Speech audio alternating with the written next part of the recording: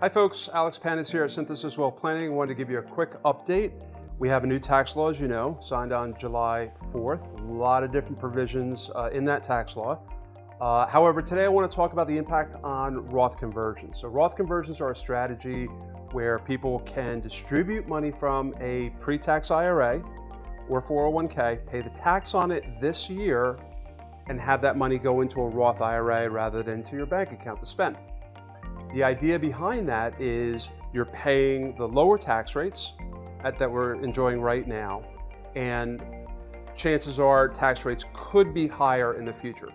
So what's changed under the One Big Beautiful Bill Act of 2025? Well, number one, they permanently extended the lower tax rates that were enacted in 2018 with the Tax Cuts and Jobs Act.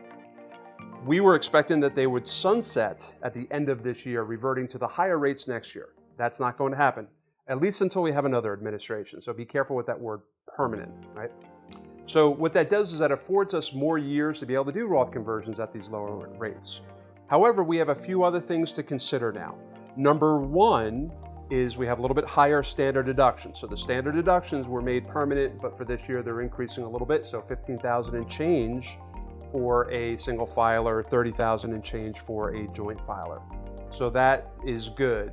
You think of that standard deduction almost as the first tax bracket, but it's a zero tax bracket, right? So that first $15,000 or $30,000 if you're filing joint is not taxed. Second with this tax law is the bottom bracket, the 10% bracket, and the next bracket, the 12% bracket. Those income thresholds were expanded a little bit. So that means you have more income at the 10% and 12% levels. That helps as well. Third, we do have another provision that we have to be careful about. So we have to be a little more cognizant of the calculations when we're determining whether to do a Roth IRA, and that relates to the senior credit. So the government has now afforded folks age 65 and older a $6,000 exemption. And what that effectively did is it satisfied the promise to avoid taxation on Social Security for those senior folks, okay? Because they're getting a deduction of about $6,000. So that helps quite a bit. However, there are phase outs depending on your income. So in other words, the higher your income, over 175 as a single filer, over 350 as a joint filer, that completely phases out that exemption. So we want to be careful that we don't do too much Roth conversion in any given year, which is additional income on top of your existing income that would cause that phase out to go away, or cause that exemption to go away with the phase out. So we want to be careful. If that does happen, we want to make sure that doing the Roth conversion is still in your advantage.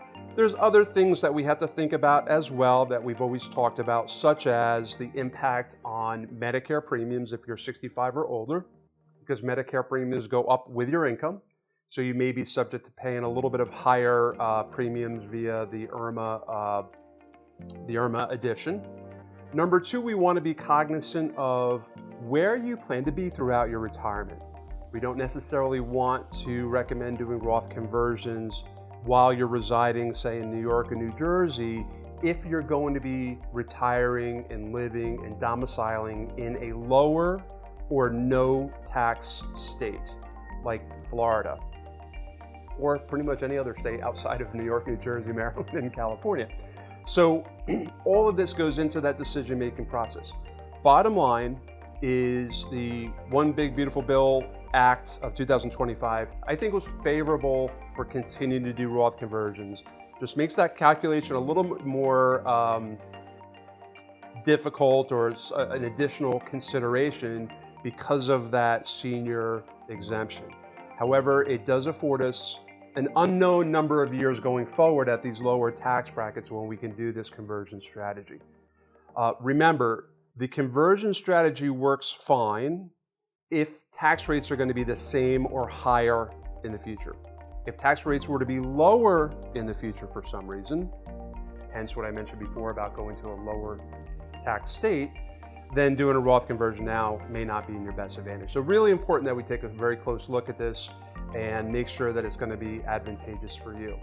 Also remembering that we have to pay the tax, right? So once you do that Roth conversion, you do have to have the liquidity, the cash, to actually pay the tax. And sometimes that can be a limiting factor as well.